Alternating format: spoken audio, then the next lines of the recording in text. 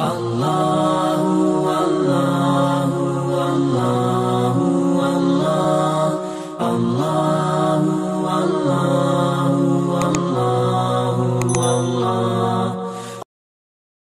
اپنے عقیدے کو سیکھنے کی ضرورت ہے، ہمیں اپنے عقیدے کو جاننے کی ضرورت ہے اور اس پر جمنے کی ضرورت ہے. پھر دنیا ہزار باتیں کہے گی، ہمارا عقیدہ خود ریجیکٹ کر دے گا. چھوڑو، یہ بات ہمارے عقیدے کے مطابق نہیں، اس کو ہمارا عقیدہ ریجیکٹ کر دے گا. لیکن اب عقیدہ ہی نہیں جانتا بدقسمتی سے، اپنا دین ہی نہیں معلوم کہ کیا ہے، اپنے نبی کو ہی صحیح نہیں پہچانتا، اور ان کے اصحاب کرام جن کی تعریف سے قرآن کی 20 آیتیں بھری پڑی ہیں، لیکن ہم اس کو جانتے نہیں. حدیثوں میں آپ کے کتنی، کوئی حدیث کی کتاب اٹھا لو، کوئی سی بھی حدیث کی، بخاری، مسلم، ترمذی، کوئی سی بھی حدیث کی کتاب اٹھا لو، اس میں ایک باب ہوگا، باب مناقب اصحاب النبی صلی اللہ علیہ وسلم. صحابہ کے مرتبے، صحابہ کی تعریفیں، صحابہ کے مقامات ہر محدث نے جمع کیا. کیوں؟ اس واسطے کہ حضور علیہ السلام نے اتنا بیان کیا ہے کہ جب حدیثوں کا ایک بڑا ذخیرہ اس پر مشتمل ہے تو کون محدث ہوگا جو اپنی کتاب میں صحابہ کے مناقب کو نہ بیان کرے؟ تو سب صحابہ کے مناقب بیان کرتے ہیں، مگر ہم پڑھتے کہاں ہیں؟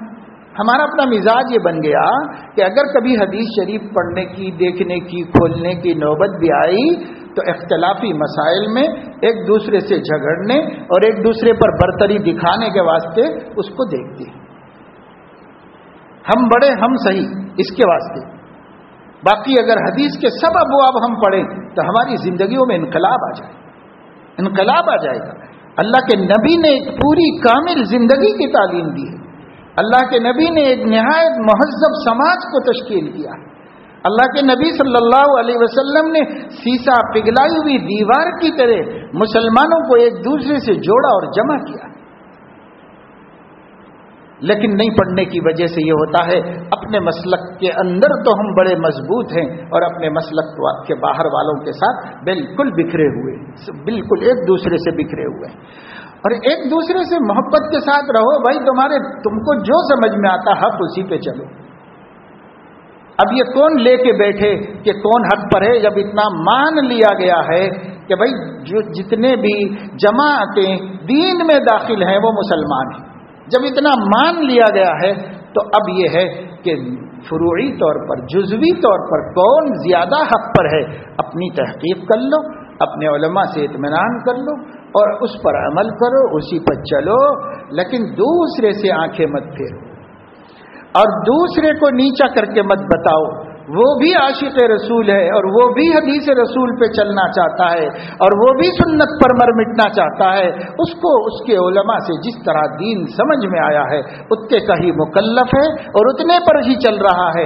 آپ نے اپنے علماء سے سمجھا ہے، آپ مادرزاد عالم نہیں ہیں، آپ حضور علیہ السلام کی قبر مبارک میں جا کر حدیثوں کو سمجھ کے نہیں آئے ہیں، آپ بھی اپنے علماء سے سمجھے ہیں، اس نے بھی اپنے علماء سے سمجھا ہے. تو دونوں کے اسلام میں آخر فرق ہے کیا؟ دونوں کے ایمان میں کیا فرق ہے؟ دونوں کے عشق مصطفیٰ میں کیا فرق ہے؟ سوائے اپنے نفسانی دعووں کے اور کوئی فرق نہیں، کوئی فرق نہیں ہے. وہ بھی مسلمان عاشق رسول، وہ بھی مسلمان عاشق رسول.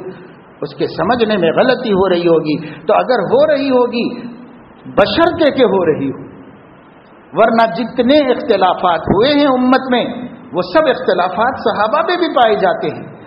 اگر آپ حنفی، شافعی، مالکی کی بنیاد پر حق ناحق کا فیصلہ کرو گے تو کچھ صحابہ کو حق کہو گے اور کچھ صحابہ کو ناحق کہو گے، کیونکہ ان ائمہ کرام نے اپنے چند مسائل کے بنیاد رکھنے میں متعدد روایتوں کو پسند کر کے لیا ہے.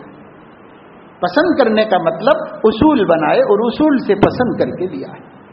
جب انہوں نے اس کو راجح سمجھا، انہوں نے اس کو راجح سمجھا، انہوں نے اس کو راجح سمجھا تو کوئی بات نہیں، سب نے تو کسی حدیث کو لیا ہے اور جب سب نے کسی نہ کسی حدیث کو لیا ہے تو وہ صحابی کا عمل ہے. اور جب صحابہ کا عمل ہے، بِأَيِّهُمْ اقْتَدَيْتُمْ اهْتَدَيْتُمْ، जिस सहाबी की भी इक्तिदा करोगे तो हिदायत पाओगे। तो फिर हमें जिद क्या है कि मैं जिस सहाबी को लिया हूँ उसी की इक्तिदा हिदायत है, और आप जिस सहाबी को लिए हैं उसकी इक्तिदा गुमराही है। तो क्या आप नबी के खस्म हैं? नबी के मुकाबले में मद्दे मुकाबिल बन के खड़े हुए हैं? वो सबको सर्टिफिकेट दे रहे हैं, आप कुछ को हटा रहे हैं कि नहीं इनकी नहीं इनकी, इनकी नहीं इनकी, ये नहीं।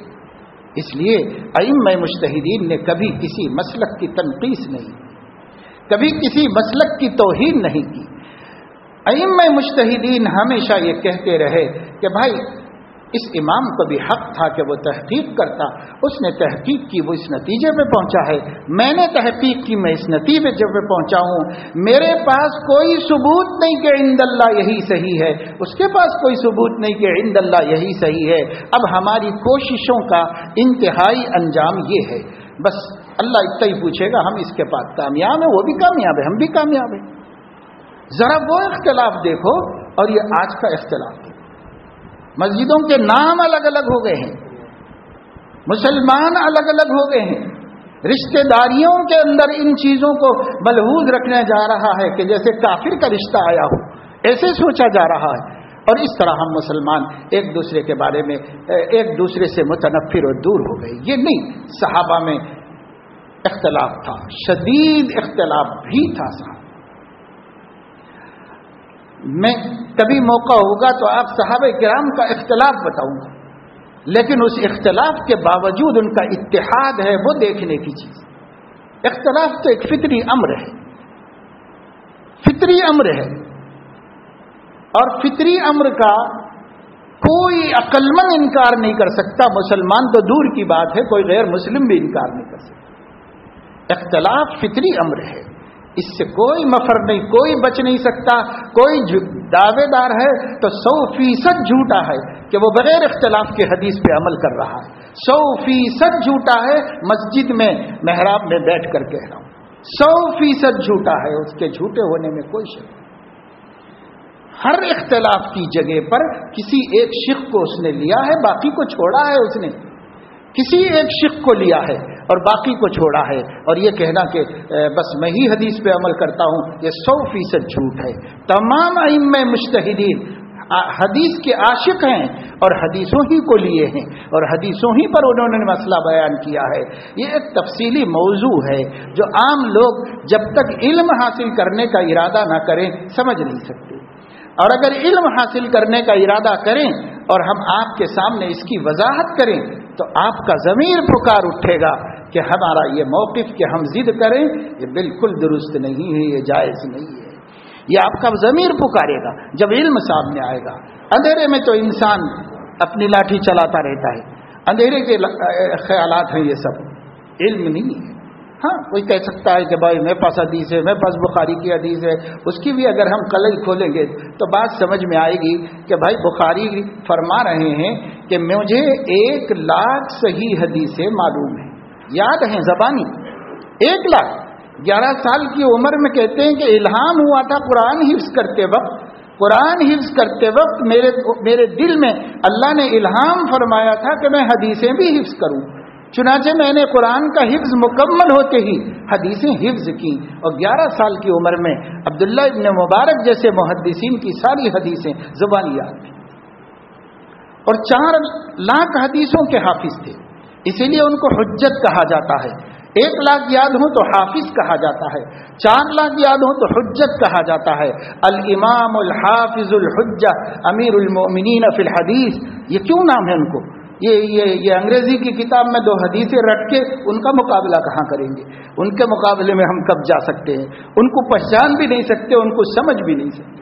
वो सनद और मतन के साथ 4 लाख हदीसों को जानते हैं, और वो सनद की खुद तहकीक कर सकते हैं। किसी उर्दू की इंग्लिश की किताब में देख के ये ज़ईफ़ है, वो ज़ईफ़ है, वो ज़ईफ़ है नहीं बोलते, वो खुद तहकीक करते हैं कि कौन ज़ईफ़ है कौन नहीं है, किसकी हदीस लेना चाहिए किसकी नहीं लेना चाहिए। अब उनकी अपनी शर्तों के मुताबिक जो हदीसों को लेना चाहिए वो हदीसें 1 लाख हैं, और बुखारी में 6000, सब ज्यादा से ज्यादा, और डबल को निकालो तो उससे भी कम बुखारी शरीफ के अंदर उन्होंने हदीसें बयान की। مختلف حیثیتوں سے تعلیقات وغیرہ ملا کے تعداد الگ بنتی ہے اور اس کے بغیر الگ بنتی ہے، تو مختلف حیثیتوں سے بہت آپ مانو تو امام بخاری رحمۃ اللہ علیہ نے 1,00,000 صحیح حدیثوں میں سے اس کتاب کے اندر انہوں نے جتنے دوہرا کے بھی کیے 8,000 سے بڑھ کر نہیں نکال سکتے کسی بھی طرح گن کر۔ تو اب آپ سوچئے کہ 92,000 صحیح حدیثیں انہوں نے نقل نہیں کی ہے، تو اب اس کتاب میں نہیں ہوں اور ہم چھوڑ دیں نبی کی حدیثوں کو؟ 92,000 حدیثیں انہوں نے نقل نہیں کی ہیں اپنی کتاب کے اندر، تو کیسے چھوڑ دی جائیں؟ پھر یہ ہے کہ انہوں نے اپنی کتاب میں بہت سخت شرائط کے تحت حدیثیں لی ہیں، لیکن اور حدیثوں بھی ان کے نزدیک ضروری ہیں عمل کرنے کے واسطے، مگر نہیں بیان کرتے تو الگ سے کتابیں لکھی ہیں۔ یہ کتاب کو ایک الگ معیار میں رکھا اور الگ سے کتابیں لکھی ہیں۔ اب امام بخاری کی کتاب میں ایک کتاب ہے کتاب الادب، اس میں انہوں نے آداب لکھے ہیں، زندگی کے آداب جو ہمارے نبی نے بتائے ہیں، وہ کوئی نہیں پڑھتا آج کل، وہ پڑھیں تو کتنی زندگی مہذب بن جائے گی، لیکن وہ نہیں پڑھیں گے۔ کتاب الاداب امام بخاری نے اپنی کتاب میں رکھی اور سب نے رکھی ہے، سب محدثین نے، کیونکہ نبی ادب سکھانے بھی آئے تھے، خالی نبی لڑنے کے مسئلے بتانے نہیں آئے تھے، نبی ادب سکھانے کے لیے بھی آئے تھے، تہذیب سکھانے کے لیے آئے تھے۔ تو نبی پاک صلی اللہ علیہ وسلم کی کتاب الاداب ہے، لیکن کتاب الاداب میں ان کی سخت شرائط کے مطابق وہ زیادہ حدیثیں نہیں لا سکے، اور اس وجہ سے بھی کہ وہ کتاب کو لمبی نہیں کرنا چاہ رہے تھے، تو اس لیے تھوڑی لکھ دی اس کے اندر۔ مگر ان کو محسوس ہوا کہ نبی کی ادب والی تعلیمات اتنی زیادہ ہیں کہ میں اپنی اس چھوٹی کتاب میں نہیں لکھ سکتا، اتنی زیادہ ہیں ادب والی تعلیمات۔ تو امام بخاری نے الگ سے دوسری کتاب لکھی اور اس کا نام لکھا الادب المفرد۔ الادب المفرد کا مطلب یہ ہے سپریٹ ادب کی کتاب، الگ سے لکھی ایک کتاب، اس میں چھوٹی سی لکھی تھی، اب اس کو الگ سے ایک کتاب لکھی، وہ سپریٹ ہے بالکل۔ تو الادب المفرد الگ سے ایک کتاب ادب کی لکھی، وہ پڑھنے کی ضرورت ہے، وہ بھی امام بخاری نے لکھی ہے، وہ سیکھنے کی ضرورت ہے، انسانیت آئے گی، تمیز آئے گی، اخلاق آئیں گے اور ہمارا کردار بلند ہوگا اور ہمارے کیریکٹر عمدہ ہوں گے اگر وہ کتاب پڑھیں گے، سمجھیں گے، اس کے مطابق عمل کریں گے۔ اس میں کیا امام بخاری رحمۃ اللہ علیہ نے بخاری شریف میں تو حدیث لکھی ہے اور الادب المفرد میں کوئی مہابھارت اور رامائن اور گیتا لکھی ہے یا بائبل لکھی ہے، اس کے اندر بھی احادیث رسول ہی لکھے ہیں۔ کیوں لکھے ہیں؟ دیکھتے تھے کہ سب بڑے لوگ اس پر عمل کر رہے ہیں اور ہم اس کو نہیں جمع کریں گے تو پھر امت اس پر عمل نہیں کرے گی، تو دین سے محروم ہوتی چلی جائے گی، نبی کی تعلیمات سے محروم ہوتی چلی جائے گی۔ تو بڑا عجیب وقت ہے مسلمانوں پر یہ، اللہ تعالیٰ کے فضل کو طلب کرنا چاہیے، دعائیں مانگتے رہنا چاہیے کہ مسلمانوں پر بڑا مشکل وقت آیا ہے۔ ایسے وقت میں مسلمانوں کو صحیح رہنمائی کی ضرورت ہے۔ ضد، ہٹ دھرمی، توڑ پھوڑ، ایک دوسرے سے دوریاں، ایک دوسرے سے نفرتیں، ایک دوسرے سے سلام تک کرنے کے لیے دل کھلے نہیں، آمادہ نہ ہو، نظر پڑے تو دوسری طرف دیکھیں، سامنے کوئی دکھائی دے تو انجان بننے کی کوشش کریں۔ جب ان اخلاق پر یہ امت آئے گی مسلمانوں کے بارے میں، تب پھر اس امت کی اللہ کہیں مدد نہیں کرے گا۔ یہ حالات کچھ نہیں، اس سے بدتر حالات ہمارے لیے آئیں گے۔ تو اس لیے میں بتا رہا تھا کہ صحابہ میں بھی اختلاف ہوا، لیکن صحابہ کا اختلاف ان کے اتحاد کو ایک رتی کے برابر متاثر نہیں کر سکا۔ تو کیسے نہیں متاثر کر سکا؟ تو صحابہ کو جانیے، ان کو پڑھیے، ان کے حالات سے واقف ہوئیے اور ان کے اخلاق کریمہ جو حضور نے ان کو اپنے اخلاق منتقل کر کے دیے ہیں اس کو سمجھیے، ان کی طرف سے دل سے کینے کو نکالیے اور ان سب کی محبت دل میں پیدا کیجیے، پھر ان کو ایک عظیم ہستی سمجھ کر ان کے حالات کو پڑھیے، مطالعہ کیجیے ان سے اخلاق کو، پھر پتہ چلے گا ہمیں کہ ایسا ہو سکتا ہے کہ اس امت میں اختلاف بھی ہو اور یہ امت شیر و شکر بن کر رہے، یہ امت ایک کنبہ بن کر رہے، ایک خاندان بن کر رہے اور ان میں اختلاف بھی رہے۔ یہ ہو سکتا ہے۔ کیوں ہو سکتا ہے؟ وہ صحابہ کو پڑھیں گے تو پتہ چلے گا۔ اسی لیے صحابہ کی ہستیاں دنیا کے سب لوگوں سے بلند ہستیاں ہیں اور بڑی پیاری ہستیاں ہیں، ہمیں اس کی طرف جانے کی ضرورت ہے، سمجھنے کی ضرورت ہے، ماننے کی ضرورت ہے اور ان کے حالات کو پڑھنے کی ضرورت ہے۔ اللہ تعالیٰ اپنے فضل و کرم سے ہمیں توفیق نصیب فرمائے کہ ہم صحابہ کرام کے حالات اپنے بچوں کے لیے پسند کریں اور وہ انہیں سنائیں اور اس کی تربیت دیں.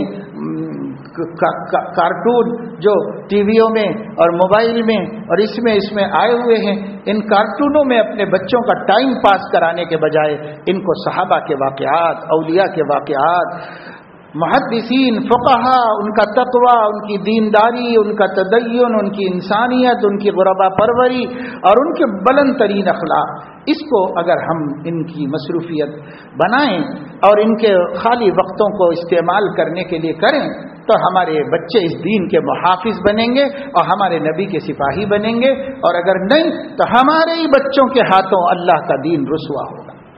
اللہ تعالیٰ اپنے فضل و کرم سے ہمیں توفیق نصیب فرمائے کہ ہم وہ کام کریں جو کرنے کے ہیں اور ان میں ٹائم پاس نہ کریں جو ہمارے لیے مفید نہیں، ہمارے لیے مناسب نہیں اور ہماری شان کے لائق نہیں. وآخر دعوانا الحمدللہ.